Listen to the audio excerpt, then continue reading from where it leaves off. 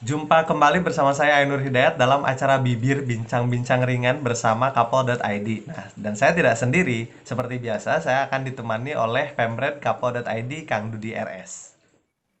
Halo, apa kabar?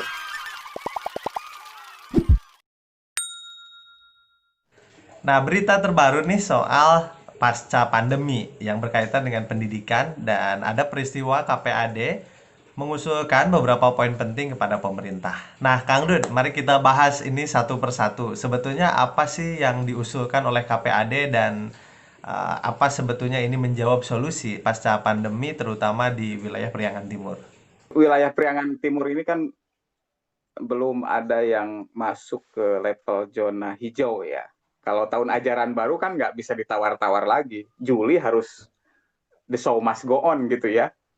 Nah, tapi kan persoalannya apakah sekolah akan dibuka normal? Tampaknya ini bakal menunggu sampai akhir tahun ini.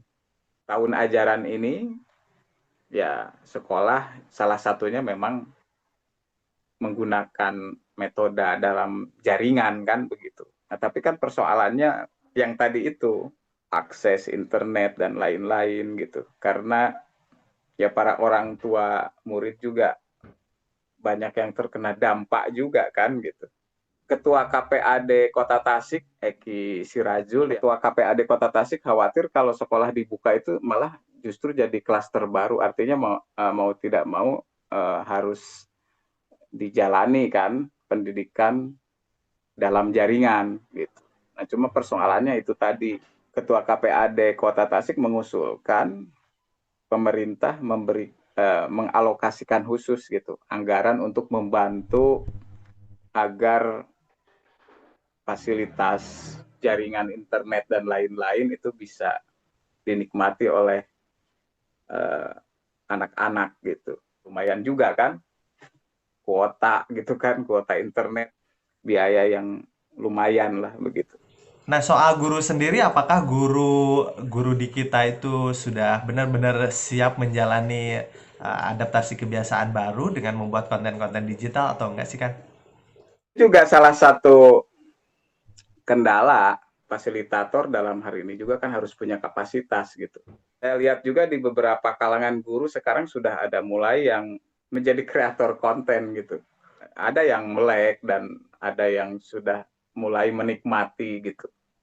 Jadi bikin konten pembelajaran via YouTube gitu kan. Nah itu bisa di selain ya gaya-gaya inilah seperti halnya TVRI kemarin kan gitu. Nah tapi ini di tingkat lokal guru-guru kreatif sudah mulai dia eh, terangsang gitu untuk berinovasi kan.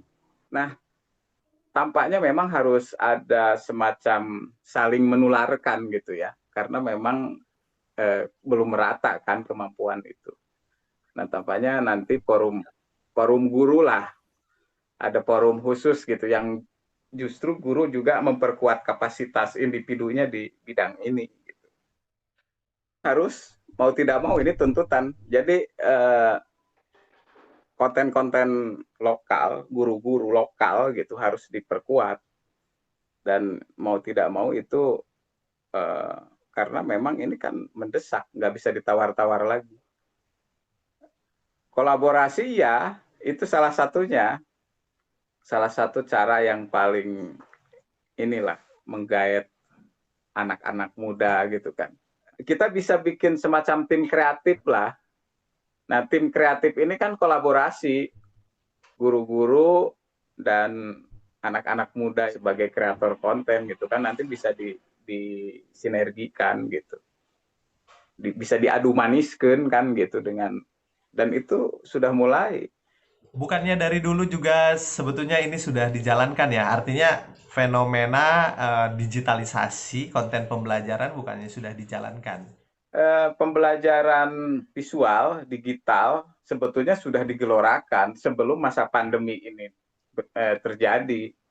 Jadi tempo hari kan ada lomba bikin konten pembelajaran dengan visual gitu. Jadi bikin film pendek gitu kan ngobrol gitu menyampaikan materi. divisualisasikan gitu. Jadi alat peraganya ya sekalian gitu kayak begitu. Nah tampaknya di era ini bisa lebih dipertajam lagi.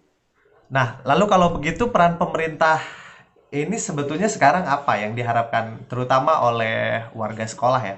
Bisa pemerintah dalam hal ini dinas pendidikan umpamanya ya menghimpun guru-guru, memadukannya dengan tim kreator tadi gitu, dikolaborasikan gitu. Tampaknya akan senang hati teman-teman ikut terlibat dalam uh, produksi konten untuk pembelajaran ini gitu di tingkat lokal ya gitu.